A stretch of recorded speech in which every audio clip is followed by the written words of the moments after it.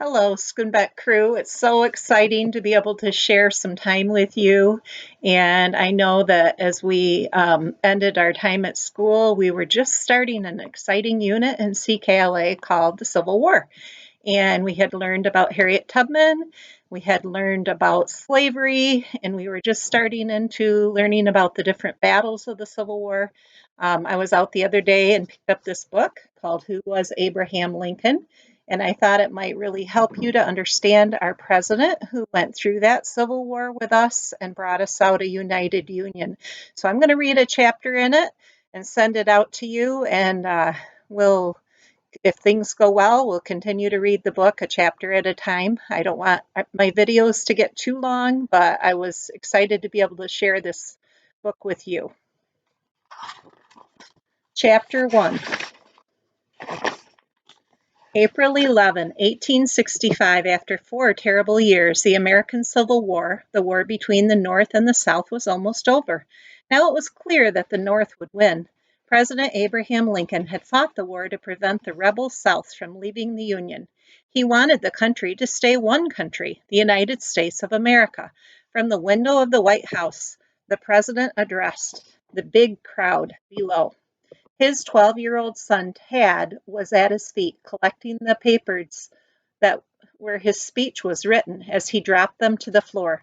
The man in the audience called out, "What shall we do with the rebels?" Someone answered, "Hang them." Before the president could answer, Tad piped up, "No, we must hang on to them." Sometimes Tad understood his father much better than anyone else. President Lincoln wanted to hang on to the defeated Southern states. He wanted to make them feel that once again they were part of the Union. He wasn't interested in revenge. Lincoln was a remarkable president and a remarkable man. He hoped to turn his enemies back into friends. Do you know what revenge means? It means that someone has wronged you and you're angry about it and you want to try to get back at them, but that is not how Abraham Lincoln felt. He did not want revenge. The man who is often called America's greatest president was born on February 12, 1809, in a crude log cabin in Kentucky, 18 feet long and 16 feet wide. It had a dirt floor and no windows. His father, Thomas Lincoln, was hardworking and quiet and famous for his honesty.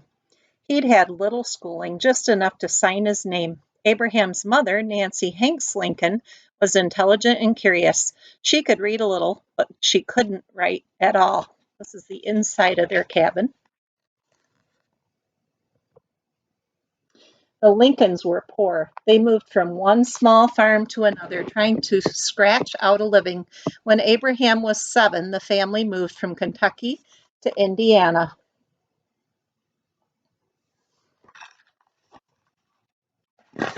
One reason for the move was that Kentucky was a slave state, while Indiana was a free state. The Lincoln family hated slavery. Abraham later said that he was a naturally anti-slavery as far back as he could remember.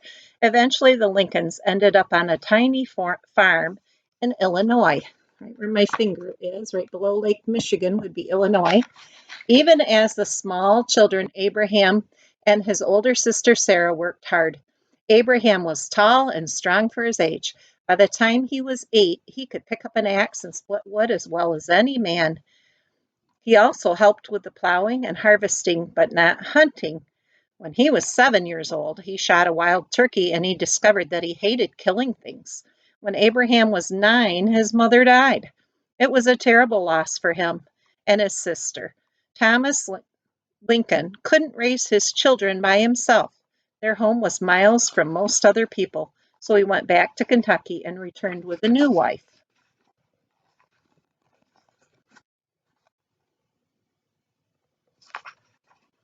Sarah Bush Johnston was a widow with 3 children. She brought her furniture with her, real beds, a table, and chairs that seemed like amazing luxuries to the Lincoln children. Much as he missed his own mother, Abraham quickly came to love Sarah. She encouraged all his interests. He called her Mama and was much closer to her than to his own father. Because of Sarah, Abraham remembered his childhood as a happy time. With so much work to do, there wasn't much time for schooling. Anyway, out in the wilderness, there weren't many schools. In Kentucky, Abraham had gone to an ABC school where he had learned his alphabet, but not how to read or write. In Indiana, he sometimes went to a blab school, a place where all the students said their lessons out loud together. The schoolmaster listened and tried to pick out their mistakes through the noise.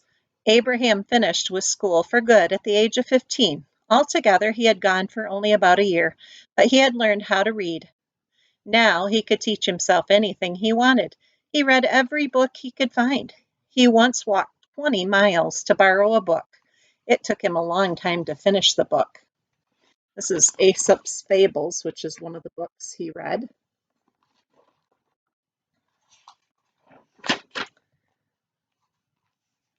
People thought that Abraham seemed slow and plodding, but his stepmother understood why he took so long to learn. He wanted to be sure he really understood everything.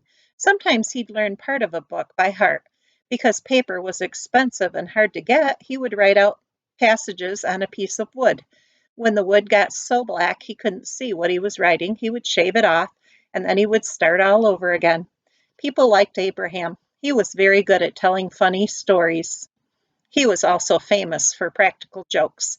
He once managed to have two men who were getting married on the same day delivered to the wrong brides. People were still talking about this joke years later. Chapter 2, The Wider World. Abraham Lincoln knew he didn't want to be a farmer like his father, but he didn't know what he did want to do. So when he was 21, he decided to leave home and find out. He was hired to help sail flatboats loaded with supplies going down the Sangamon River. One at a time, the boat got stuck on a dam in front of the town of New Salem in central Illinois. It began filling with water. Lincoln and the others on board couldn't free it. Suddenly, Lincoln had a brilliant idea. He bored a hole in the front of the boat and shifted all the supplies to that end. The boat tipped toward the hole, and all the water ran out until the boat was high enough to go over the dam.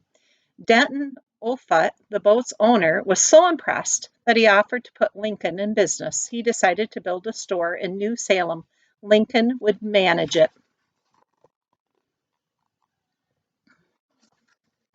New Salem was a small village, but to Lincoln it seemed large and bustling. The store was a place where people gathered. Lincoln quickly became popular. People trusted him. He would never take advantage of anyone, even for a few cents. He joined a debating club and took part in town politics. He also went to the meetings of the local court. The justice of the peace began asking his opinion on cases because what he said always was so funny, but his opinions were very intelligent. Some people began coming to Lincoln for legal advice. Lincoln didn't just impress people in town. Some rough farm boys called the Clary's Grove Gang had heard about Lincoln. The young man everyone was praising so much. They wanted to take him down a peg, so they challenged him to a wrestling match. We don't know whether Lincoln won or lost, but the way he took on the whole gang won the boys over. They became his friends and loyal supporters, too. Would you say that Lincoln is brave? That would be a good inference based on him taking on the whole gang of boys. In 1832, Lincoln's friends convinced him to run for the Illinois state legislature. He didn't win, but he came close. In the meantime, Offutt's store failed and Lincoln lost his job. Just then, a war broke out between the Illinois settlers and the Native American Indians. Lincoln joined the militia. What is a militia?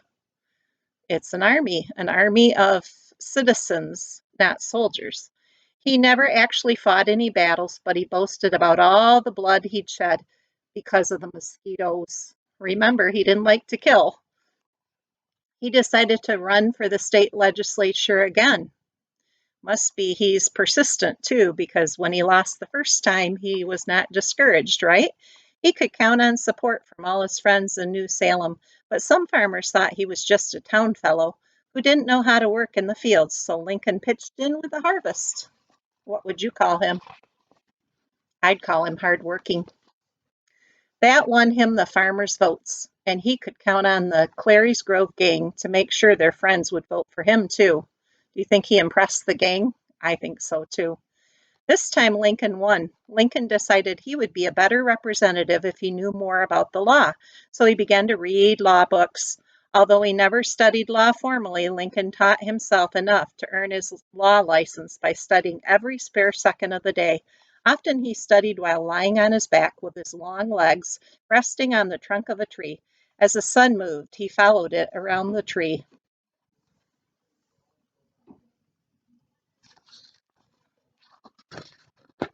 And I'm going to stop right there. I don't want this video to get too long, but I'll come back with another one and we'll move on to chapter 3.